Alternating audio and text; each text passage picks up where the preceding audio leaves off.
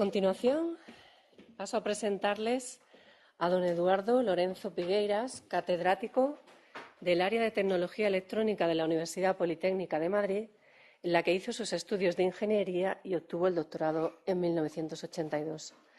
En 1984 fundó el Grupo de Investigación en Sistemas Fotovoltaicos del Instituto de Energía Solar de esa universidad, el cual dirige desde entonces. Por otro lado, ha dirigido 22 tesis doctorales, ha publicado 4 libros y más de 80 artículos en revistas internacionales indexadas que le han valido un amplio reconocimiento internacional.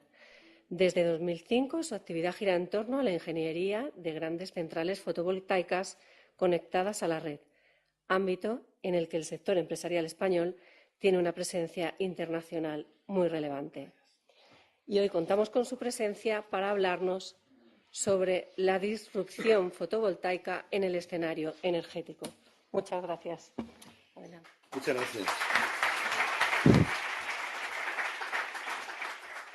Bueno, primero voy a decir aquello de si lo sé no vengo, porque ahora me toca hablar detrás de la presentación de Jorge y no estoy yo nada seguro de poder estar a la altura.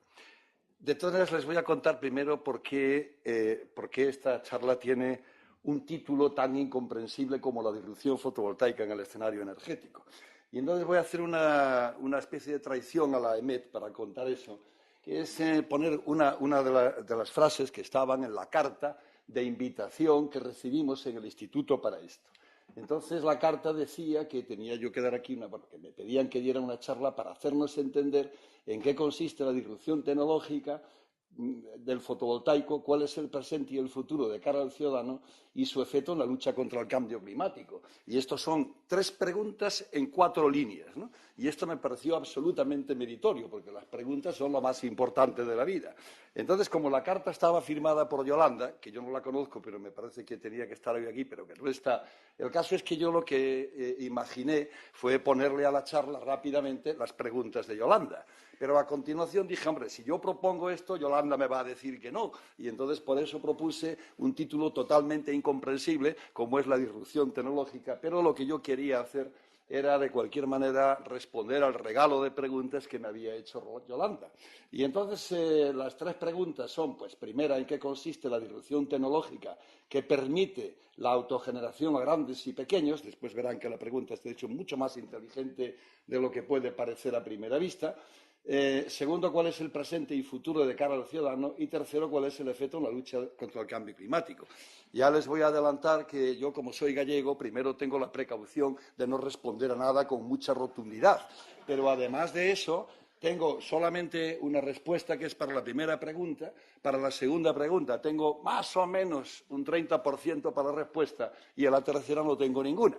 Entonces, esto es exactamente el orden que voy a intentar utilizar. Para responder a la primera pregunta, pues voy a hacer una primera parte de esta presentación que le he llamado el fotovoltaico desbocado, por esto de que un caballo, cuando pierde el bocado, corre mucho, mucho más de lo que nadie se imagina, y a eso se le llama una situación desbocada. Y esto es exactamente lo que estamos viviendo con la tecnología fotovoltaica en el mundo actualmente. Miren, aquí tengo unos datos concretos de algo que es lo que está pasando con el fotovoltaico, a pesar de que yo sé que no se percibe muy bien desde España, pero créanme que lo que está pasando en el mundo es, primero, creo que merece la pena recalcar esto que he subrayado aquí. Hace ya unos 5 años que la tecnología fotovoltaica es la primera que añade potencia en el mundo. No es la eólica, no es la nuclear, no es el gas, no es el carbón, no, es la energía solar. Por ejemplo, el año pasado, en el año 2017, la potencia fotovoltaica que se instaló en el mundo fue algo más de 100 gigavatios. No sé si ustedes están habituados a las cifras eléctricas, pero 100 gigavatios es algo más de la potencia total que hay instalada en España, ¿vale? Y entonces esto, el año pasado ya se pasó casi el 30% de esa cifra. Por ejemplo, en el año 2017, el segundo de la carrera, suponiendo que esto sea una competición, que yo creo que no, pero si lo fuera, el segundo del mundo fue el eólico con una potencia de 50 gigavatios y después, por ejemplo, la hidráulica ese año instaló 20 gigavatios. Entonces, claro, como el sistema eléctrico lleva montándose pues más de un siglo, en niveles acumulados todavía no es muy grande, a pesar de que, por ejemplo, desde hace 2 años ya hay más potencia fotovoltaica instalada en el mundo que potencia nuclear. Pero, digamos, en el escenario presente, el fotovoltaico se ha convertido en algo así como en el prota de la cuestión. Por ejemplo, les diré como curiosidad que las células solares, si alguno no ha visto una célula solar nunca, pues la tengo por aquí, la paso encantado después, pero me la tienen que devolver, porque si a cada charla pierdo una, luego ya no me quedan para dar las clases. Pero verán que aquí, delante de una célula solar, lo que hay es unos contactos, y para esos contactos utilizamos plata. Bueno, pues la plata que se utiliza en los contactos frontales de las células solares son ya el primer consumidor.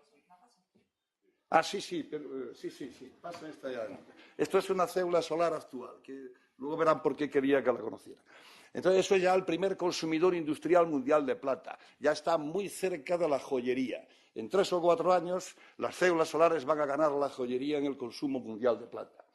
Pero si esto fueran detalles puntuales, podríamos pensar que eran circunstanciales, pero no lo son. Si miramos en un periodo de tiempo más largo, por ejemplo, en la última década, desde el 2007 hasta el 2017, el mercado fotovoltaico mundial se multiplicó por más de 15. Y esto es, si mis cuentas son ciertas, el ritmo de crecimiento más rápido que la historia ha conocido en ninguna tecnología eléctrica. El más rápido. Entonces, pueden ustedes mirar en el pasado de la historia de la nuclear, de la hidráulica y tal. No, nadie nunca jamás ha crecido tan rápido como está creciendo el fotovoltaico. Y esta rapidez, de hecho, es muy sorprendente. Miren, seguro que aquí hay más gente que yo que se acuerda de la conferencia de Río, que fue así como la primera conferencia para hablar del medio ambiente en el 92. Entonces, para aquella conferencia de Río, pues la ONU encargó un estudio que se llamó el RIGES, que son las iniciales en inglés de escenario energético con mucha intensidad renovable. Y para eso, aquí pongo solo la página del libro, pero el libro tiene 900 páginas, es un ladrillo así enorme, y entonces para hacer ese estudio se contrató a las mentes más preclaras que había en ese momento en el mundo científico solar. Por ejemplo, participó Antonio Luque, que ahora está jubilado, pero fue muchos años el director del instituto y es una de las personas pues, con más renombre científico de este país. Entonces, en ese libro uno puede leer una frase como esta, que dice que a pesar de que los sistemas de silicio cristalino puedan tener algún nicho de mercado a corto plazo, parece que los costes en el futuro vendrán de otras tecnologías. Para los no iniciados, la célula que tienen ustedes por ahí es una célula de silicio cristalino. Esto que tengo aquí, después les cuento, es el primer panel de silicio cristalino que se fabrica para aplicaciones terrestres en el mundo, desde el año 1973, y por razones que ahora son un poco, sería demasiado prolijo de explicar, pero todos, particularmente europeos y americanos y tal, decían, no, con esto no vamos a llegar nunca a ningún lado, hay que investigar en otras alternativas. Entonces, lo que dicen los científicos del mundo en Río es que la solución vendrá por otras alternativas. Pues no, lo que hay ahora mismo en el mercado, esa célula que tienen ustedes por ahí, se parece muchísimo a estas del año 1970 y tal. Si ese quiero que me lo devuelvan, este todavía más, porque este es del año 1970 y ya ese puede ser un poco más difícil de conseguir. Pero bueno, para que vean que, en fin, no hay que ver nunca la viga en el ojo ajeno, pues les voy a decir que un poco más tarde que aquello, un par de años, yo publiqué mi primer libro de electricidad solar. Y entonces, en aquel momento, yo era bastante más joven que ahora. Esto les pasa a todos ustedes, no se vaya a extrañar ninguno. Y entonces tenía los años de la imprudencia. Entonces, de aquella, a pesar de ser gallego, me atrevía a hacer predicciones. Esto ya hace mucho tiempo que no hago. Entonces hice, en aquel libro que yo publiqué en el 94, pues hice un escenario, dije cómo iba a ser el futuro, esto es lo que se le ocurre a todos los jóvenes. Y entonces yo dije que en el año 2015 se iban a producir en el mundo 2,3 gigavatios por año. Y entonces, si comparan con la producción de unos años antes, resulta que yo predije que la producción de 1994 se iba a multiplicar por 50. o casi por 50. Y entonces de aquella me acuerdo que empezaba yo a trabajar con las compañías eléctricas y mis compañeros de Unión Fenosa y tal miraban para mí diciendo, claro, como es jovencito, está un poco chalado, fíjate qué barbaridades dice. Y tenían razón porque me equivoqué. Me equivoqué de tal manera, que la producción de 1990 fue 1000 veces más que la anterior, o lo que es lo mismo, 22 veces más que mi previsión. O sea, que no solamente se confundían los mayores que hacían tal, sino que los jóvenes también. Y ahora dice, bueno, pero esto es porque hace muchos años y era difícil predecir. Pues no, aquí seguimos confundiéndonos todos. Miren, esto que ven aquí es una representación en los últimos años, estoy aquí en el año 2000 y aquí en el año 2015, de cómo ha evolucionado el mercado. Esta cifra que hay aquí son gigavatios que se añade cada año al sistema. En rojo es cómo va la realidad. Entonces, en negro es cómo van las predicciones de la Agencia Internacional de la Energía, que ya ven que cada vez las va haciendo, pero el mercado siempre le gana. Y en verde son como han ido las predicciones de Greenpeace, que supongo que, grosso modo, deben de tener las mismas ganas de que esto crezca que tengo yo también. Pues a pesar de todo eso, el mercado va muchísimo más rápido. Entonces, cuando uno tiene una cosa que sorprende, digamos, a propios y extraños, porque todos los que estamos dentro estamos sorprendidos por eso, debe de haber algo detrás. ¿Qué es lo que se nos está escapando a los analistas? Entonces lo que yo hice fue poner aquí una lista de las peculiaridades de la tecnología fotovoltaica. Entonces, pues primero es muy fiable, esto es una necesidad siempre que uno maneja electricidad, pero no es una peculiaridad sola del fotovoltaico, quiere decir que muy fiable hoy por hoy es cualquier fuente de energía. Segundo, no precisa agua, esto es bastante importante. Nosotros no gastamos agua en un punto para enfriar como las máquinas térmicas, pero esto también le pasa al eólico y el crecimiento del eólico es bastante más lento. Entonces, eso no llega. La radiación solar es ubicua. Esto ya empieza a ser importante. Ubicua quiere decir, en términos reales, que podemos colocar las centrales al lado de las líneas eléctricas que ya existen. Y esto, por ejemplo, es una ventaja con respecto al eólico, porque en general los sitios donde sopla mucho no hay mucha gente viviendo allí.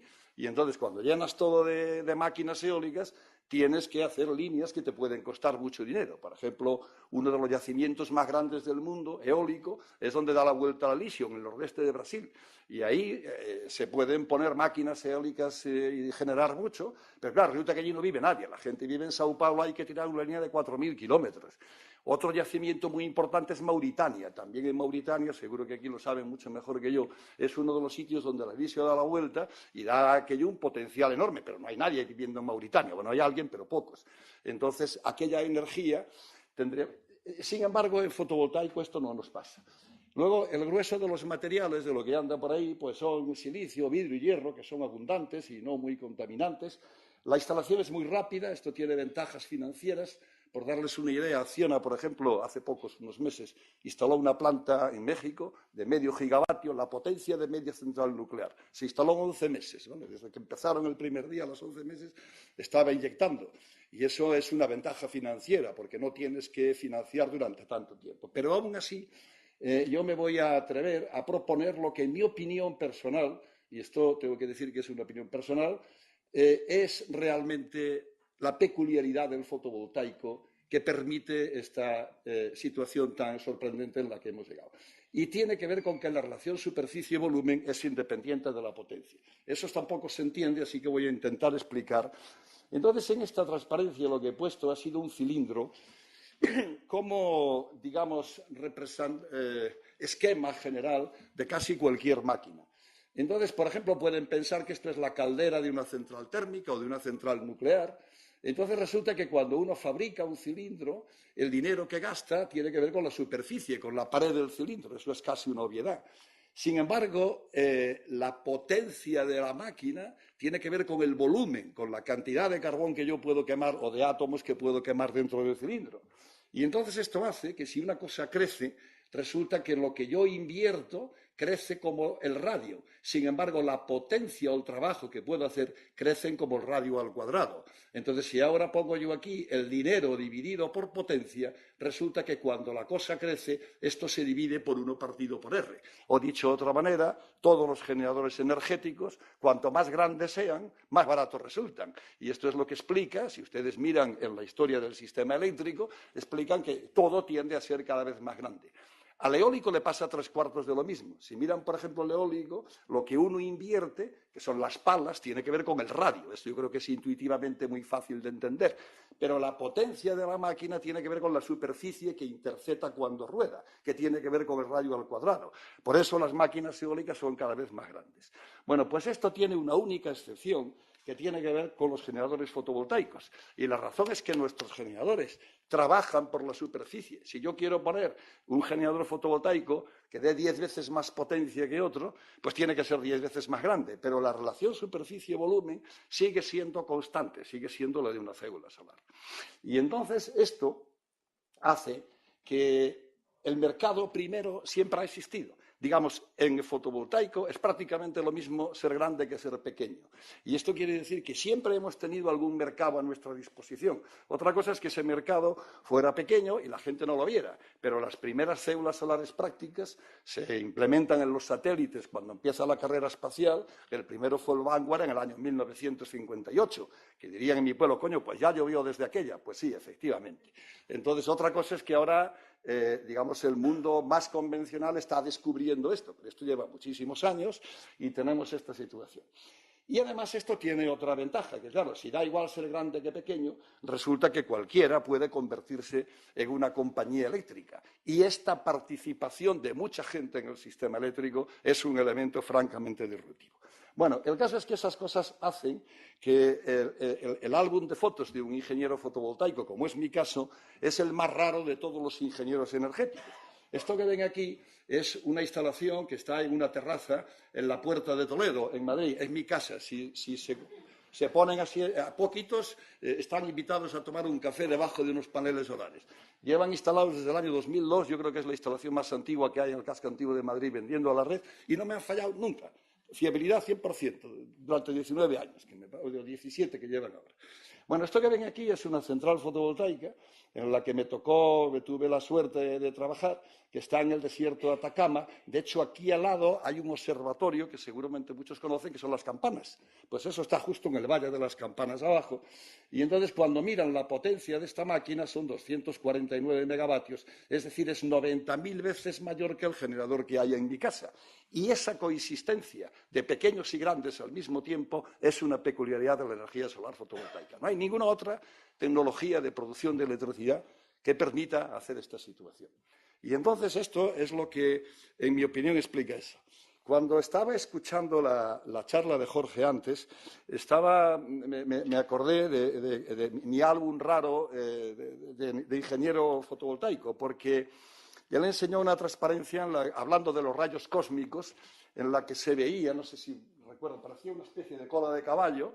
Eso tiene que ver con que el rayo cósmico, cuando entra por la atmósfera, va rompiéndolo todo a su paso, porque tiene mucha energía, y para detectar esos rayos cósmicos hay un observatorio que se conoce con el nombre del observatorio Pierre Rocher, que está instalado en la Patagonia Argentina. La cosa es que las partículas de muy alta radiación, tienen una probabilidad de impacto de 1 por siglo y por kilómetro cuadrado. Entonces, para buscar muchas, el observatorio son, no me acuerdo, 6.000 o 7.000 kilómetros cuadrados, cubiertos con unos detectores, son detectores Cherenkov, que están, pues, uno a cada 10 kilómetros del otro, así. Y entonces esos detectores Cherenkov, que están mirando siempre si aparecen muones y cosas de estas, mandan su información por paneles solares que los puso España y que me tocó a mí también el honor de diseñar aquella parte. Así que es lo que más. Entonces, por eso aprendí alguna cosa de rayos solares que fue muy divertida. Y voy a contar otra anécdota. Yo localicé en el pasado las primeras medidas de radiación solar que se hicieron en España. Son un poco anteriores a lo de Valderrama. las hizo un tal Rico y Sinovas, que yo creo que ustedes conocen. Y entonces a mí me gustó, encontré la memoria me la dieron en el Consejo con todas sus medidas y tal. Y entonces él estuvo durante un año entero, midió 5 veces al día la radiación solar. Y una cosa muy interesante es que si miran, el 1 de enero a las 9 de la mañana hizo una medida, que yo no sé todavía si es que no se acostó y ya fue directamente después de la cena de Año Nuevo, o es que realmente el hombre se levantó muy pronto para hacer eso. Cualquiera de las dos cosas es meritorio. Bueno, esta peculiaridad hace que tengamos un árbol evolutivo. Esto lo que he pintado aquí es un árbol de estos de la evolución. Entonces, aquí en el año 1958 es cuando salen las primeras células para el espacio y en el año 1973 se empiezan a fabricar unos modulitos, uno de los cuales es esos que tienen por ahí. Después hemos ido teniendo un árbol que es muy, muy diverso. Hoy la mayoría del mercado está en esta zona amarilla que he puesto aquí, que es la conexión a la red, es decir, es generar electricidad para los sistemas eléctricos convencionales. Y esto es lo que vemos todos, pero de hecho, fuera de nuestro ombligo, si lo puedo decir así, hay muchas otras cosas todavía. En particular, por ejemplo, hay cosas que tienen que ver con el agua, que yo creo que son particularmente interesantes. Bueno, entonces esto me permite a mí digamos, hacer una especie de primera respuesta. Ya he dicho que yo, como soy gallego, yo responder lo que se llama responder del todo, no, porque esto es una imprudencia. Pero bueno, comento. Y entonces, sobre la primera pregunta de Yolanda, ¿qué es la disrupción tecnológica? En el fondo, lo que tengo que decir es que no hay ninguna disrupción tecnológica. No es que alguien haya inventado una cosa. Otra cosa es que haya una decisión del gobierno chino detrás en un determinado momento de decir vamos a invertir en esta cosa porque no se puede hacer imperio sin energía. Dice yo petróleo no tengo. Entonces aquí los europeos y los americanos están hablando de que esto va a ser para el futuro, cuando se den cuenta va a ser el presente, que es lo que efectivamente has hecho. Pero no hay una disrupción tecnológica como tal. Lo que estamos utilizando hoy, las dos células solares que tienen por ahí, tienen una diferencia de 25 años entre ellas y se parecen. Son exactamente las mismas que hace de aquel tiempo. Entonces, de esto me gustaría decir que, bueno, perdón, que hoy hemos superado las imaginaciones más audaces. En mi opinión, lo que puede explicar eso es esa peculiaridad de la relación superficie-volumen. Entonces, esa historia de ser tan grande como pequeño permite que nosotros tenemos una larga tradición histórica. Si lo puedo decir así, el fotovoltaico fue mucho a la escuela. Por ejemplo, es una de las razones por las que yo creo que la energía nuclear de fisión jamás saldrá adelante, porque su primer experimento mínimo es tan grande que es muy difícil llegar allí. Lo están intentando con el ITER, pero va a ser muy difícil que eso pueda llegarse a escalar. Sin embargo, nosotros, digamos, hemos aprendido muy despacito y ahora que estamos aquí, pues va a ser, yo creo que difícil de eliminar esta tecnología. Bueno, entonces ahora hasta aquí las buenas noticias. Ahora vamos a empezar con las malas noticias. Y entonces la segunda pregunta de Yolanda tenía que ver con ¿y esto qué pasa para el ciudadano? Entonces, para esto voy a preparar una segunda cosa que le he llamado el revuelo fotovoltaico español. Y espero que puedan entender por qué. Verán, antes planteé un dato primero y luego busqué una explicación. Ahora voy a hacer al revés. Voy a poner primero una explicación y después la voy a aplicar a las cosas que pasan aquí en nuestro país y en otros, pero en el nuestro entre ellos. Entonces, miren, el asunto de las transiciones, pues es así. Esto es un principio de la teoría de sistemas básicas. Si yo tengo un estado, el que sea, y por el estado entiendo un determinado estado de un sistema, del que sea, me da igual. Y ahora pongo aquí que este sistema evoluciona en el tiempo y va a llegar a otro estado, pues entonces resulta que si la transición es suficientemente lenta, en términos de sistemas, lo que ocurre es que las realimentaciones mantienen controlada al sistema. Esto se ve de fuera porque es muy fácil acertar. Aquí es cuando los economistas, con perdón de la broma si hay algún economista, siempre aciertan. Porque aquí la cosa es que tú estás en un punto como esto. Miras qué ha ocurrido en el pasado y proyectas, que esto es la manera más fácil de intentar ver qué es lo que va a ocurrir en el futuro. Y más o menos, en cualquier momento, la cosa siempre apunta allí. Pero esto es así, insisto, mientras las realimentaciones mantienen controlado al sistema. Cuando algo crece muy, muy rápido, entonces lo que ocurre es algo como esto. Lo que ocurre es que las realimentaciones ya no consiguen controlar el sistema y entonces uno entra en fases de inestabilidad. Estoy casi seguro de que en un ambiente como este ustedes entienden quizá mucho mejor que yo qué es esto de las inestabilidades cuando va la cosa rápido. Y entonces en las inestabilidades ocurre que, claro, ya yo me pongo en este momento, por ejemplo, y proyecto y aquí la flecha apunta al cielo. Entonces, cuando la flecha apunta al cielo, me vuelvo optimista y digo, hombre, el futuro qué bien y tal. Pero luego llega la crisis un poco detrás y entonces la flecha apunta al infierno. Entonces, si uno quiere ver un comportamiento, digamos, neurótico, no hay nada más que mirar qué ocurre a lo largo de un proceso de cambios de estos. Esto les voy a comentar que yo tengo un amigo en mi pueblo que es un tipo muy listo, se llama Manolo, y un día, hablando de estas cosas, me dijo, oye, Eduardo, eso de las transiciones que cuentas tú, eso no se entiende. Ponme un ejemplo. Y entonces me acuerdo que le dije, digo, Manolo, esto es igual que lo que pasa cuando uno viene del invierno y va para el verano. Digo, si vas a la playa y entonces vas despacio, el primer día te pones al sol 5 minutos, el segundo 8 y el tercero 15 y tal, acabas moreno. Le dije, puedes competir con Robert Redford. Pero si vas el primer día y te pones 2 horas, acabas como una gamba. Y desde aquella, mi amigo Manolo le llama esto el teorema de la gamba Redford, que es una cosa bastante curiosa. Bueno, pues ahora vamos a buscar un ejemplo que no sea lo de la playa. Entonces, si miran qué ha ocurrido en el fotovoltaico español, en la historia de la inyección en red, pues es una cosa totalmente parecida. Esto también pueden, fíjense que estoy diciendo aquí que esto se caracteriza porque en algunos momentos la flecha apunta al cielo y en otros la flecha apunta al infierno. Miren, lo que ven aquí es la representación de la potencia que se ha ido, la potencia solar que se ha ido conectando al sistema español desde el año 2005 más o menos. Y entonces tuvimos aquí una primera etapa con un impulso.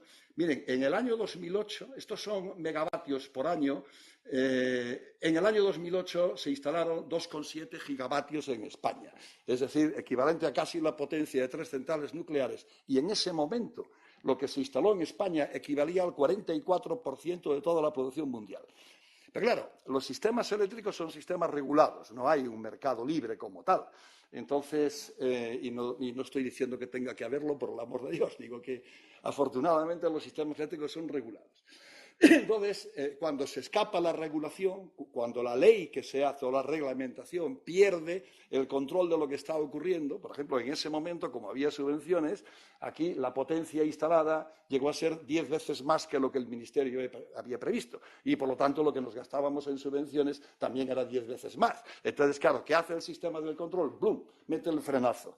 Entonces, en un año pasamos de instalar el 44% al 0,6% del total mundial. Aquí la flecha empezó a apuntar hacia abajo. Luego nos hemos mantenido un tiempo pues bastante bajitos y ahora está previsto y además ya han ocurrido las subastas en el sistema eléctrico que permiten esto. Entonces, en 2 años vamos a tener que instalar el doble de todo lo que hay.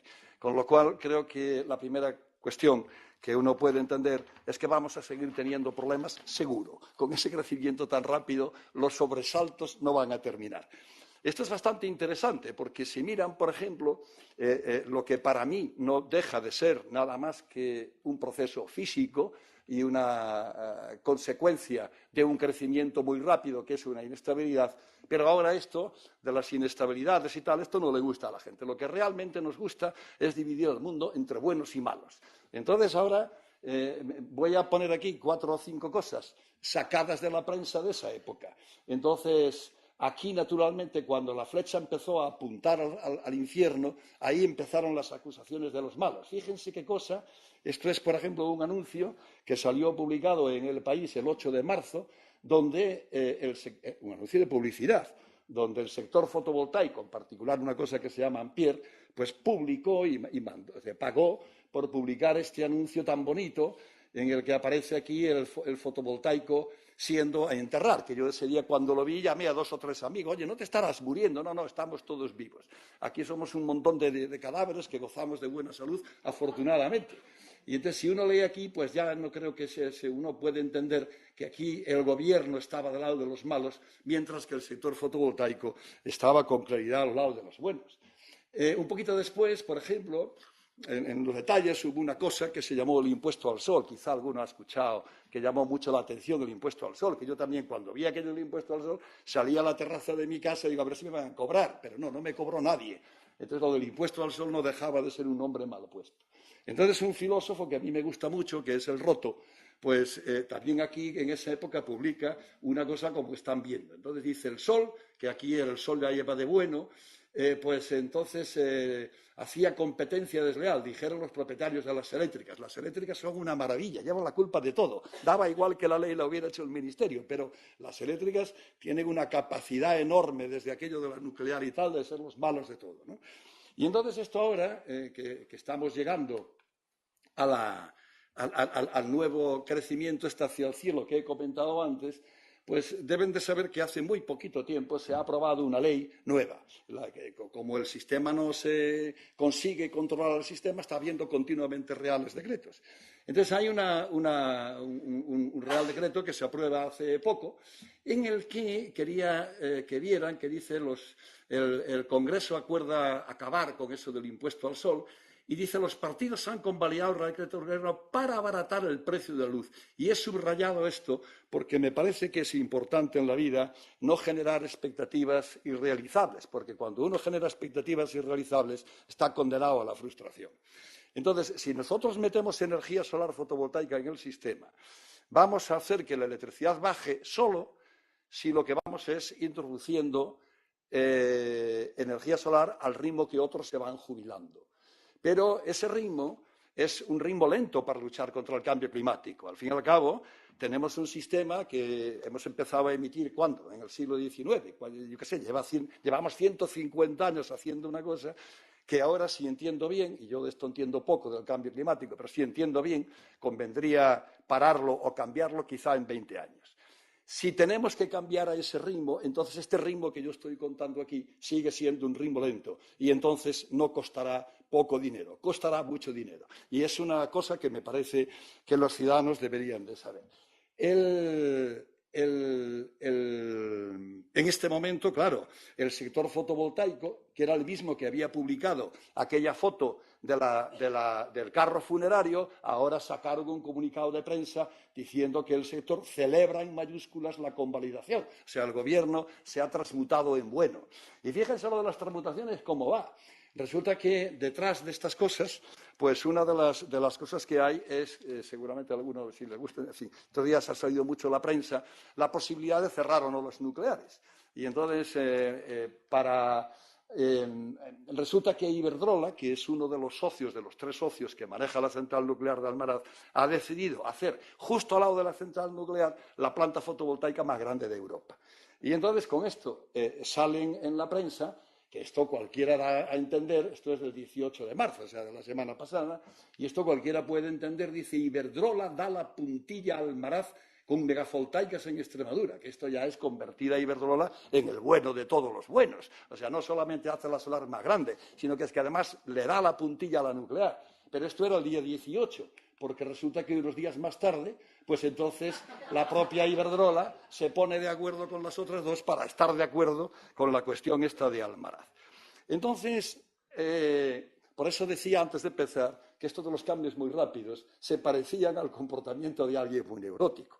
Y yo creo que no, que en realidad, primera cosa, hay que decir que estas peleas de buenos y malos son muy... Pero primero, los sobresaltos a todos alcanzan. Por ejemplo, si miran, aquí casi todo el mundo está todo el rato diciendo que los alemanes lo hacen todo muy bien y que los españoles lo hacemos todo muy mal. Esto, a saber, después de tomar cañas, es el segundo deporte nacional. Pero en realidad, si miran lo que ocurre, por ejemplo, en Alemania, ese país pues la potencia fotovoltaica que se instaló en el periodo 2000 a 2012 era como de 8 gigavatios por año y en el periodo 2014 a 2016 no fue nada más que 2 gigavatios por año. ¿Y por qué? Porque les pasó lo mismo que aquí.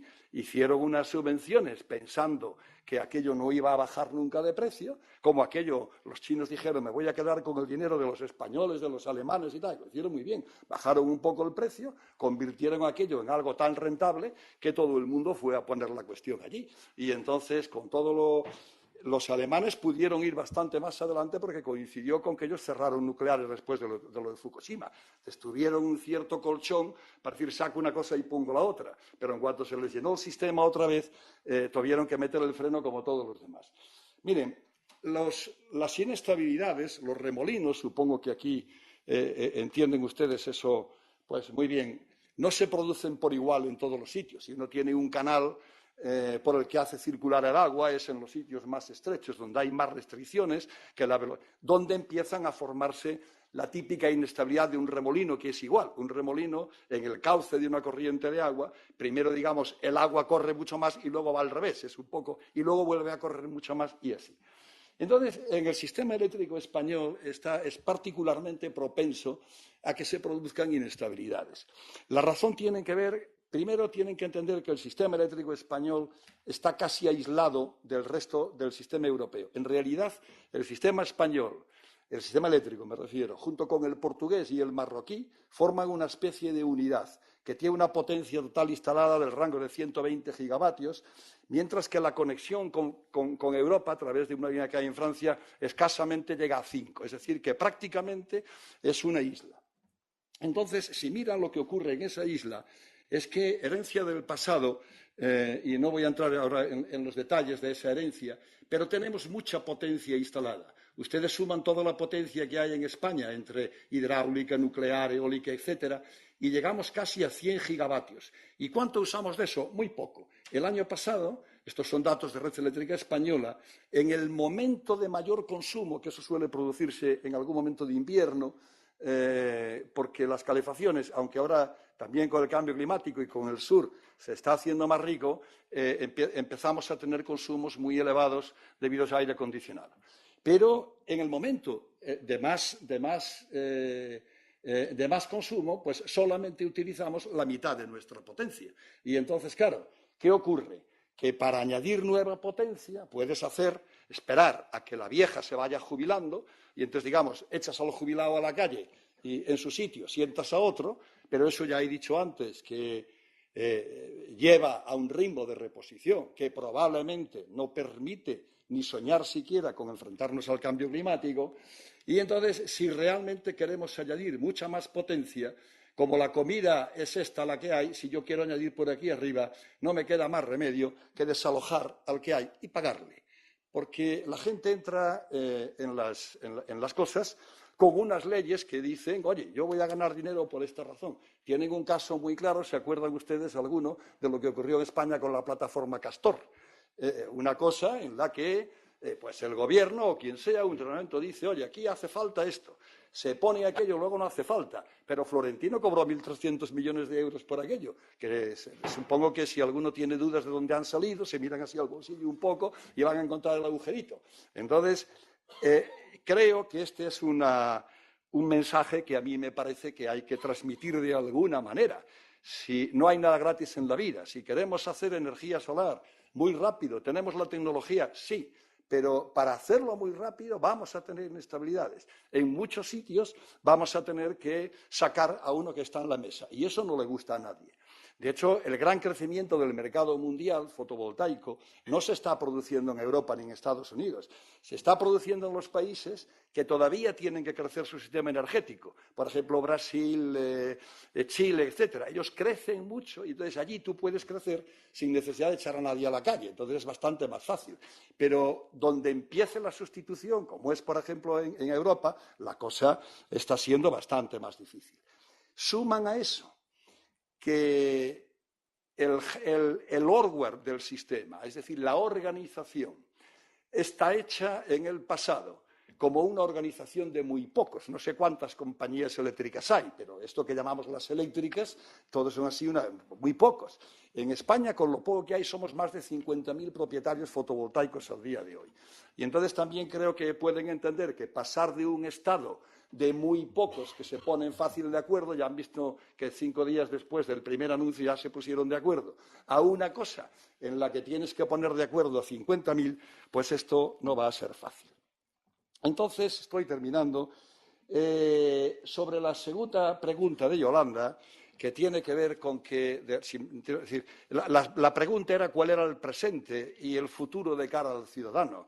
Y entonces yo creo que vamos a seguir creciendo, el fotovoltaico va a seguir creciendo. Si miran el dinero que se está invirtiendo en capacidades de fabricación, sigue habiendo mucho dinero, no hay ningún problema de cuellos por ese lado.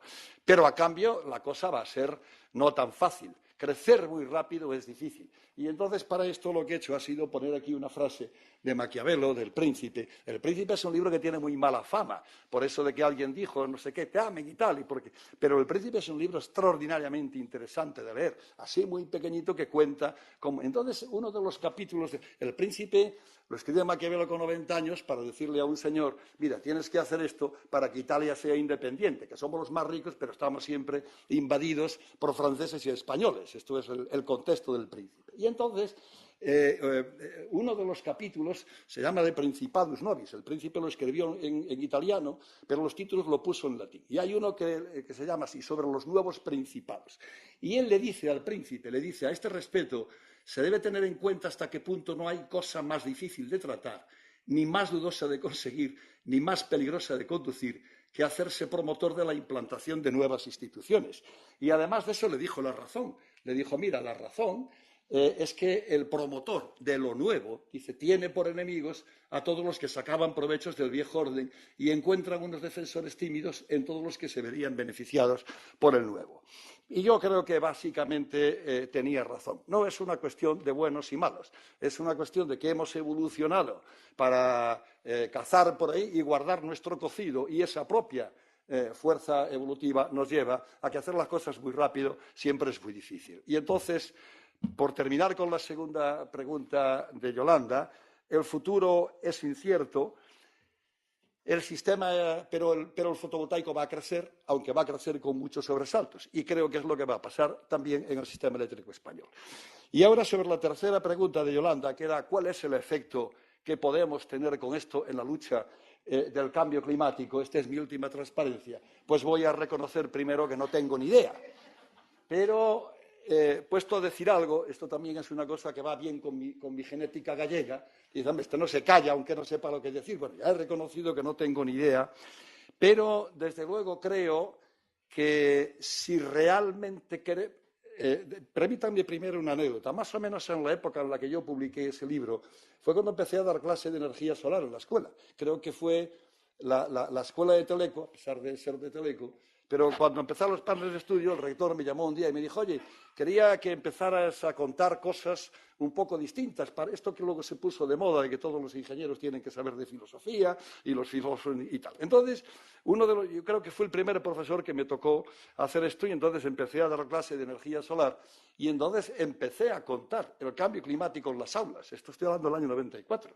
Y entonces ahora miro. Y entonces he mirado el otro día cómo va la evolución de las emisiones de CO2 en el mundo, y entonces, pues permítanme que no soy muy optimista con respecto a la situación, porque, hombre, esto se sabía hace bastante tiempo. Entonces, creo que realmente para impactar de forma seria en el cambio climático, sin más, yo no sé muy bien lo que es eso, pero tendríamos que crecer todavía muchísimo más. Y hay una cosa que sí voy a decir al respecto. Miren, en mi opinión, va a haber más facilidad para luchar contra los síntomas que no para predecir las cosas, por la misma razón que es más fácil que te curen de cáncer de pulmón cuando ya tal que no quitarte de fumar, ¿no?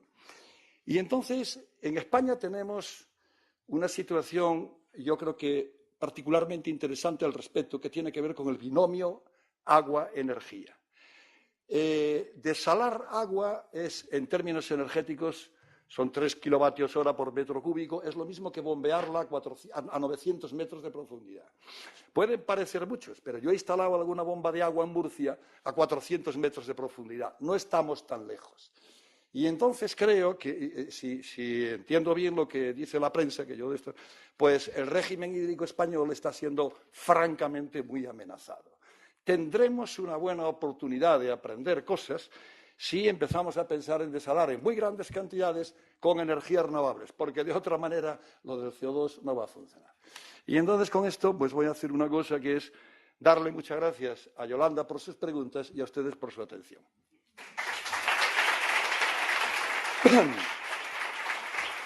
Sobre todo si me devuelven las cédulas que andan por ahí. Ah, están ahí.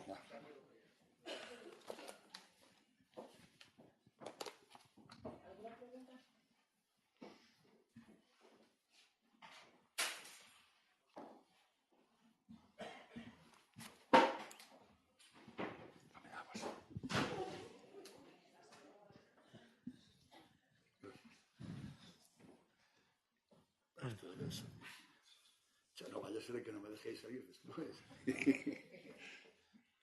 Hola, buenos días. Muchas gracias por su presentación porque ha sido muy interesante.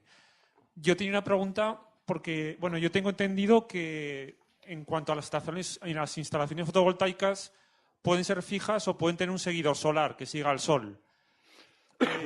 ¿Me podría decir si en general es conveniente, o sea, bueno, se ahorra, o sea, se genera mucha más energía con un seguidor solar y tiene sentido en cuanto a al coste que puede tener ello? Y si más o menos me podría dar si podría hacer más o menos, por lo que conozco usted, si en general se instalan sobre todo instalaciones con seguidor solar o fijas. ¿Cuál es Vale. más o menos lo que Mira, en el mundo estamos instalando básicamente en dos tipos de cosas. Centrales muy grandes, como las que viste en una foto, e instalaciones muy pequeñas puestas directamente en los puntos de consumo. Entonces, el uso de seguidores tiene una ventaja, y es que colecta más energía. Ahora te particularizaré esto, y tiene dos inconvenientes. La una es que se mueve y la otra es que ocupas un poco más de terreno. Eso tiene que ver con la proyección de sombras. Entonces, en el mundo, el crecimiento muy rápido se está haciendo en base a grandes centrales, entre otras razones porque es mucho más rápido instalar grandes centrales que no muchas instalaciones pequeñas. De tal manera que el año pasado algo más del 60% de la potencia mundial se instaló en centrales. Y ahí, grosso modo la mitad, y está tendiendo a crecer, utiliza seguidores solares, ¿vale? Son seguidores de eje horizontal, es decir, los ves y lo que ves casi te parecen estáticos. Son ejes horizontales colocados en dirección norte-sur, de manera que él gira por la mañana al este y va rotando con el sol así. Entonces, eso típicamente puede representar, depende de la latitud, pero en latitudes bajas, que es por debajo de 30 y pico grados, que es donde se están poniendo la mayoría de las centrales ahora, eso puede representar un incremento de la irradiancia del rango de un tercio, es decir, un 30% más. Y allí, en general, no tenemos problemas de espacio. Por ejemplo, la foto que yo enseñé a Atacama, en Atacama hay espacio para aburrir, creerme que hay espacio para aburrir. Entonces, pero en las viviendas y tal, yo creo que tiene mucho menos chance. Ahora estamos utilizando aquí en España, sobre el agua hay alguna cosa que empieza a ser muy interesante. Se están haciendo instalaciones para bombear para riegos de grandes superficies. Instalaciones que el generador es 4 veces más grande que esta habitación.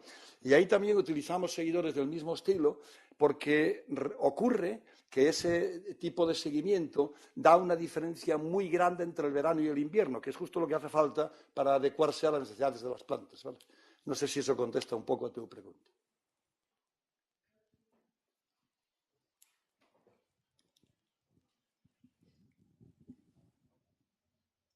Hola, buenos días.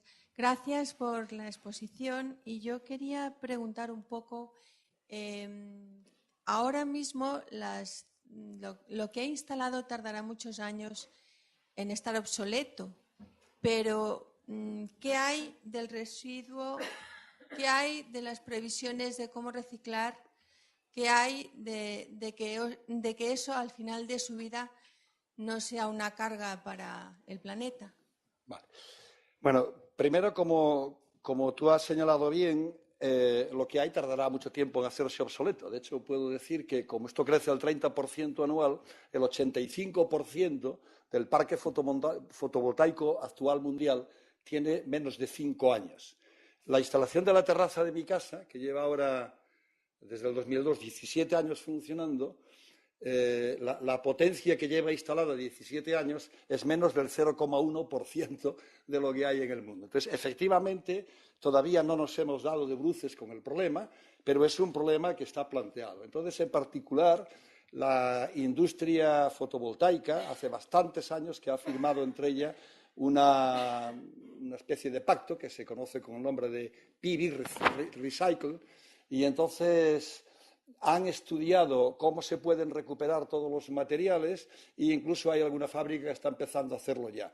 De todas maneras, piensen que no es tan complicado. Básicamente, en un módulo lo que tenemos es una capa de cristal delante. El cristal se reutiliza, no es vidrio, y el vidrio tiene una durabilidad enorme, ¿no? Entonces, después, el plástico, es una forma de hablar, el polímero en el que encapsulamos las células, que se llama EVA, que tiene así un nombre muy romántico, parece un nombre de mujer, pues no, es etilenvinilacetato.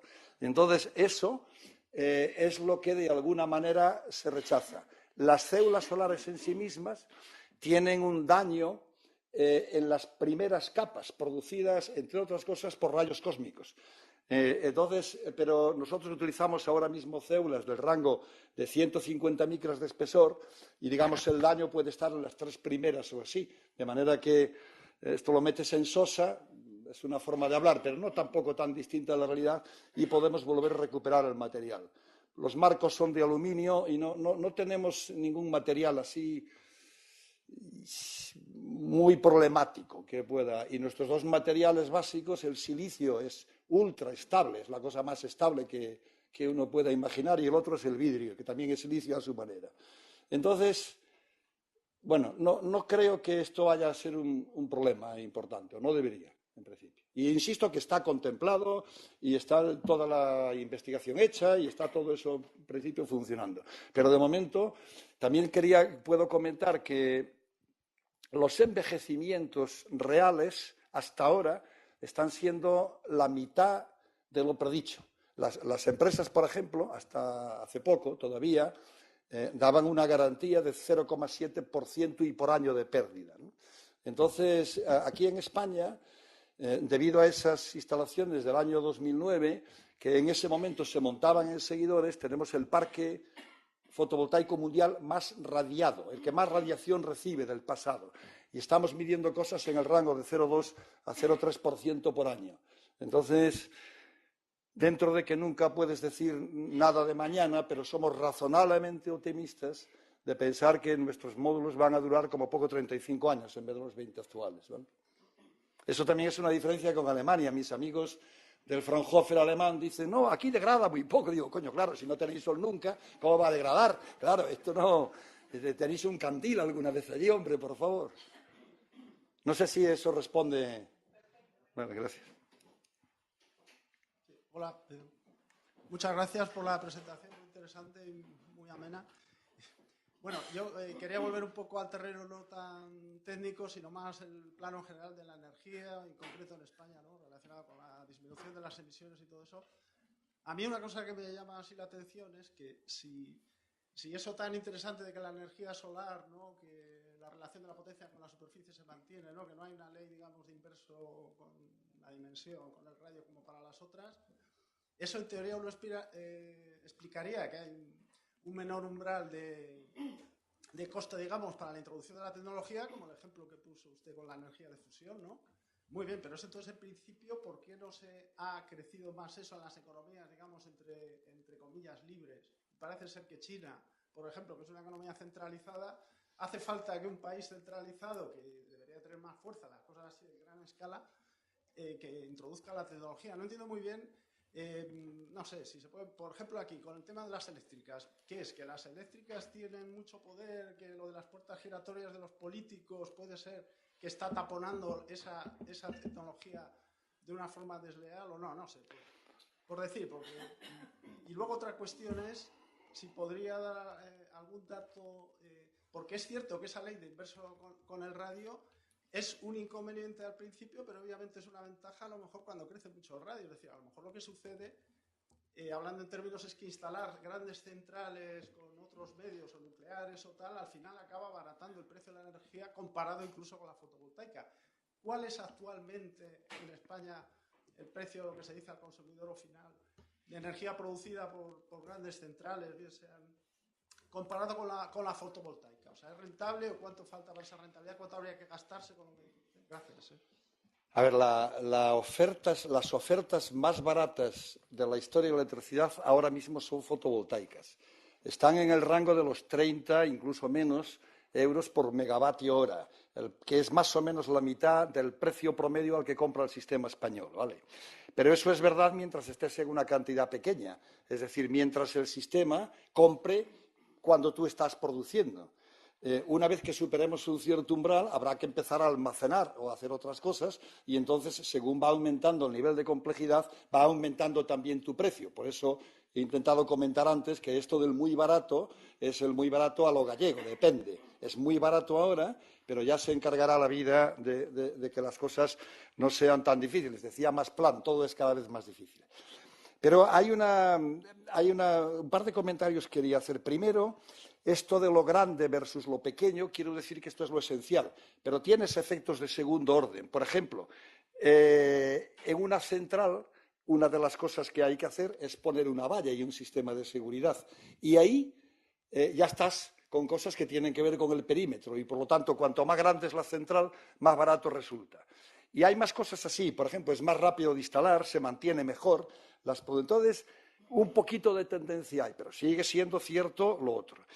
Tengo que decir que en el mundo se hace muchísima instalación descentralizada. Yo he dicho antes que casi el 40% de los últimos años es descentralizado. Sales mucho menos en el periódico. La instalación mía, que es la más antigua de Madrid, sale a veces al público porque enseño yo la foto, pero no me ha venido nunca. Una vez vino un periodista a casa hace mucho tiempo. Sin embargo, la de Almaraz, que todavía no han puesto más que los hierros, ya sale en el periódico. Entonces, esto tiene que ver también con el impacto de lo grande y de lo pequeño. Pero hay una cosa que quería decir, que tú has mencionado cosas que pasa con los chinos. Bueno, en realidad lo que yo he contado tiene que ver con el uso de la energía solar, pero ahora tú tienes que fabricar. Y entonces la fabricación representa invertir dinero que luego tú recuperas en unos años de fabricación. Mira, en un sistema que crece al 30% anual, si tú piensas, por ejemplo, en un tiempo de amortización de máquina de 10 años, que es un tiempo bajo en inversiones industriales, se hacen inversiones en las que tardas mucho más que recuperar en eso. Si yo invierto una cosa y cada año recupero el 10%, pero por otro lado, para mantenerme en la carrera, tengo que ir creciendo cada año el 30%, quiere decir que mi nivel de endeudamiento crece. Y entonces eso lo puede seguir muy poca gente. El mayor fabricante del mundo de células solares es LG, el mismo que fabrica las pantallas, etcétera, etcétera. Entonces, de hecho, lo que hizo China, muy bien hecho, fue eso. Utilizó el Tamagotchi como caballo de Troya. ¿Se acuerdan ustedes de los Tamagotchis? Todos compramos Tamagotchis. El tipo cogió el dinero, lo metió en un baúl en vez de pagar a la gente y dijo, ahora con esto voy a financiar a mis empresas. Y entonces lo que tiene, en lo que realmente ha ganado, es en una capacidad financiera absolutamente aparatosa. Y a mí me ha sorprendido, la semana pasada salía aquí en la prensa ahora que los europeos están muy preocupados porque se han dado cuenta de que los chinos nos están invadiendo y que además es estratégico. Y dices, hombre, esto si se lo preguntas a un marinero de mi pueblo, te lo cuenta rápido, sin mucha más historia, ¿no? Entonces, la fabricación ahora mismo, y por eso fueron, en esto, por ejemplo, en eólico es distinto, porque en eólico manejas una tecnología que básicamente es la tecnología de hacer un barco, y eso estaba muy extendido por muchos sitios. Pero en fotovoltaico no es así. El silicio de partida es un silicio que tiene... El silicio no existe en la naturaleza de manera nativa, es solamente óxido de silicio, ¿no? Y entonces se reduce en un horno en un horno de voltaico, y lo que te queda allí es un silicio que tiene una pureza del 99,9% y en ese 0,1% está todo el resto, la tabla periódica. Y con eso nosotros no podemos trabajar. Tenemos que tener un silicio de como muy poco 4 ceros, lo que llamamos, es decir, una impureza por cada 10.000 átomos, ¿vale? Eso, cuando utilizábamos las primeras células, que utilizábamos material de rechazo del mundo electrónico, eso costaba, cuando yo empecé en esto, 300 euros el kilo. Ahora mismo, el fotovoltaico consume más del 90% del silicio mundial. Entonces, se ha hecho sus propias fábricas y lo que antes eran 200 y pico euros el kilo, ahora son 6 euros el kilo más o menos. Y eso es lo que ha hecho China. Poner el dinero necesario para que esto pudiera ocurrir. mientras que todo el resto de europeos y americanos, pues yo con muy buena voluntad, no estoy haciendo ninguna crítica, estoy describiendo desde lo que yo puedo conocer aquello, pues cuando había lo de Río, lo que decíamos era, no, lo que hay ahora no va a funcionar nunca, tenemos que investigar todos en cosas mucho más raras. Yo mismo hice mi tesis doctoral sobre concentración. Cuando acabé también fue el primer desertor, creo, el primero que dijo, no, lo que va a seguir funcionando es esta cosa que tenemos aquí de toda la vida. Pero eso es lo que hay. Entonces, en la fabricación de células, ni muchísimo menos, o sea, hay que ser muy grande. Y ahí Europa, por ejemplo, perdió el tren. No hay ninguna fábrica en Europa ahora mismo. En España teníamos hasta hace no muchos años una que se llamaba Isofotón, quizá a alguno le suena, fue un esperado de nuestro instituto, llegó a ser el sexto fabricante mundial de células. Pero en una carrera financiera de este estilo es como cuando llega el Tourmalet. Que el que gana porque otros se van descolgando cuando la pelea es muy dura. Y lo que ha ocurrido, todas las empresas europeas se han descolgado, no por falta de tecnología, al revés. Quien metió durante mucho tiempo dinero para las investigaciones fue Europa y América. El otro lo único que hizo darse cuenta y dice, coño, aquí llega una cuesta así, voy a poner el ritmo financiero que ya verás. Y han reventado con todo. Fabricantes de células en el mundo hay pocos ahora mismo.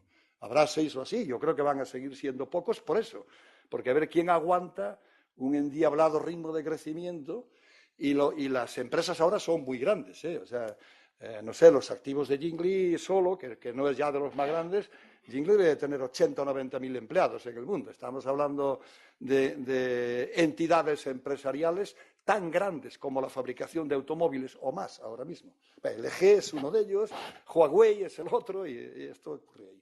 Y es un peligro estratégico, en mi opinión. Yo creo que Europa en general ha andado muy preocupada de otras cosas, de esto no, lamentablemente.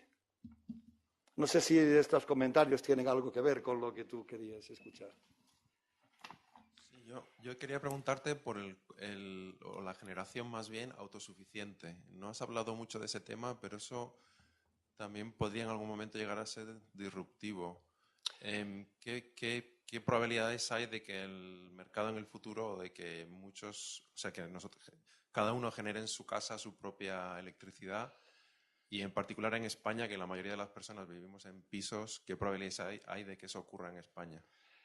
Mira, te voy a agradecer la pregunta. Yo no, pensando que iba a contar aquí, no entré en esos detalles, entre otras razones, porque la reglamentación de la vivienda está cambiando. Y el Real Decreto este que yo he comentado antes ha derogado lo anterior, pero todavía no ha salido la letra pequeña de lo siguiente. Pero la cosa, de cualquier manera, es más o menos así. Las viviendas en España, además de que, como tú muy bien has señalado, me perdonáis el tuteo, es que hay la mayoría vivimos en edificios, pero además de eso ocurre que el consumo en las viviendas básicamente es el 70% nocturno y el 30% diurno. Tú pones un contador de energía en tu casa y, grosso modo, vas a consumir el 70% por la noche y por el día.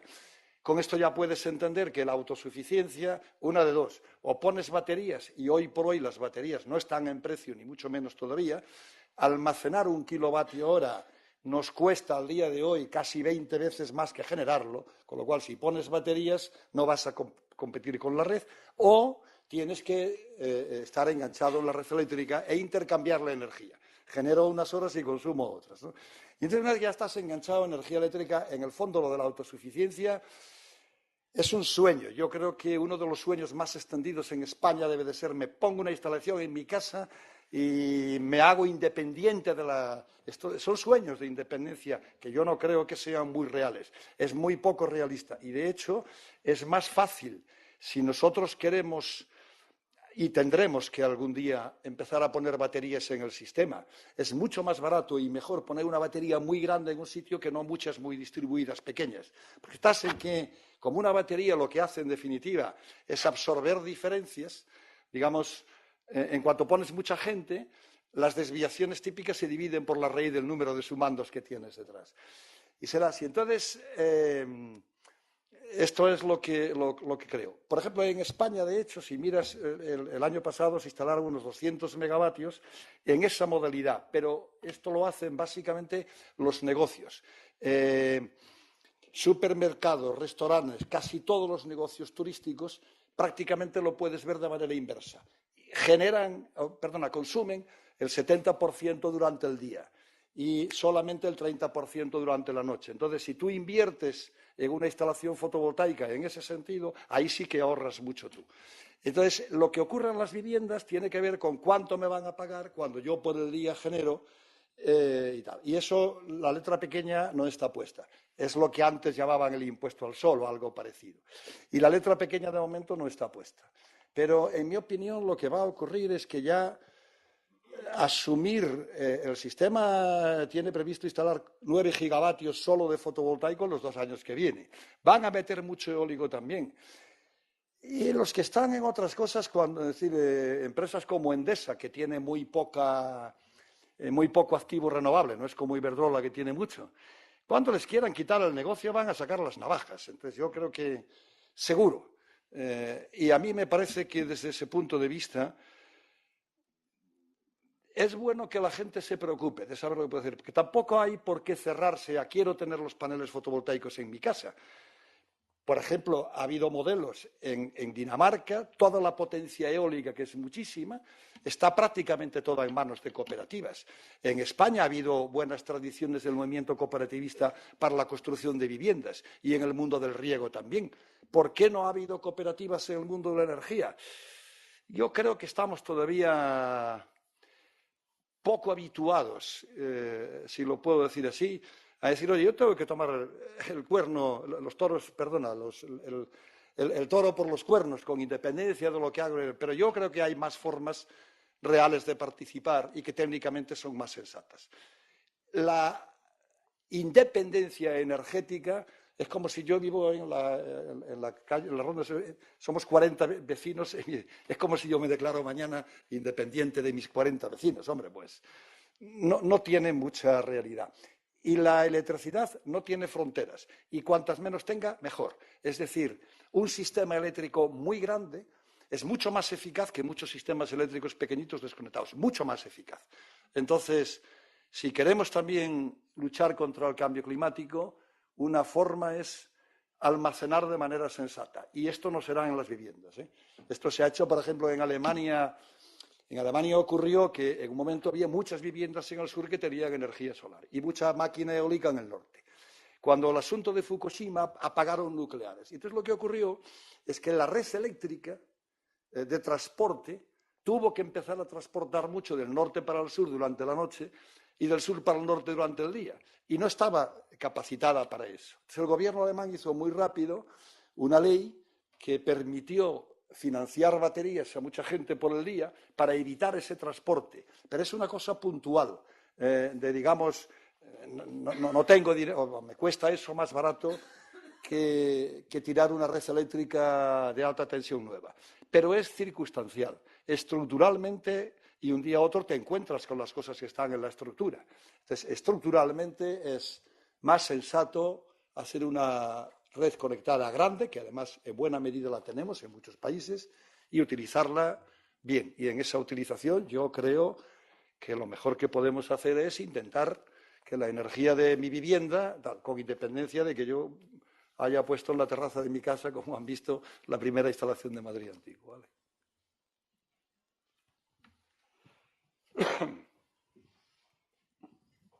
Usted tiene una instalación urbana. Y entonces, y estamos hablando de poner en las casas pues, si es más factible o menos factible. Pero, ¿cómo intervienen los ayuntamientos y las ordenanzas municipales en este tema? Yo creo que no tienen nada que ver. Es decir, una instalación fotovoltaica en una casa es sencillamente una instalación eléctrica. No. Como toda instalación eléctrica, tiene que estar instalada a un instalador autorizado, etcétera, etcétera. Pero yo, en mi caso, de hecho, como estoy en el Madrid antiguo, lo que tuve que hacer fue pedir un permiso de que no alteraba la... Entonces, estuve con máquinas de fotos haciendo fotos alrededor de mi casa para que desde la calle se viera que no se veía, si lo puedo decir así. Pero salvo ese tipo de impactos estéticos, yo creo que no tiene nada que ver. Es decir, la reglamentación eléctrica y, de hecho, ahora mismo cada vez más. Si yo entiendo bien, lo que están haciendo al quitar el impuesto al sol es que tú puedes instalar por debajo de una cierta potencia, 100 kilovatios, tiene que ver con las capacidades de transmisión de las líneas. Yo creo que tú no tienes que pedir ningún permiso a nadie, más allá del de reparar un tejado.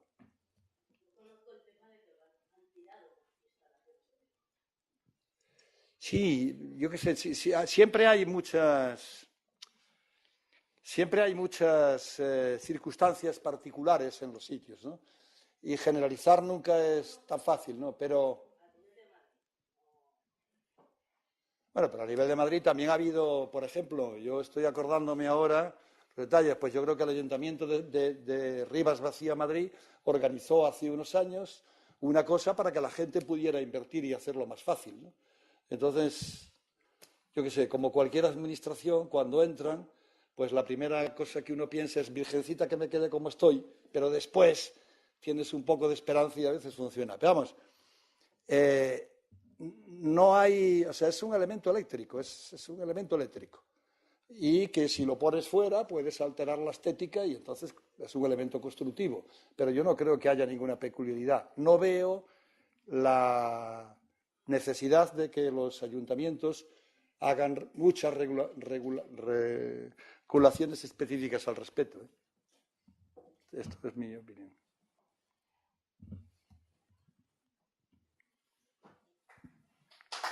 Bueno, muchas gracias a todos.